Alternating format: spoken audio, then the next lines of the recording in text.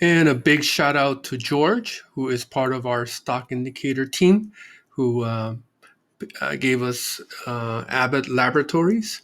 A couple of things happening here.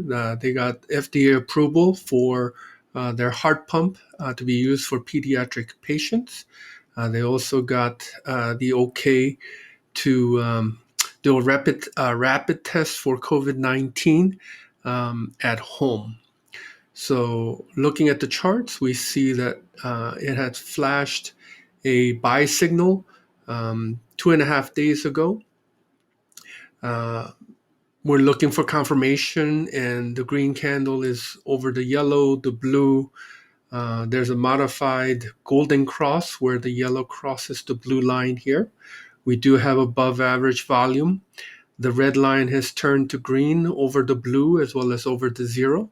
So altogether, we have 8 confirmations that this is a good entry for Abbott.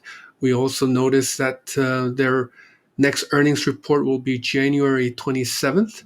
Although in the past 3 earnings, they have underwhelmed in their reports for their earnings. I think this time around, they may be able to exceed expectations.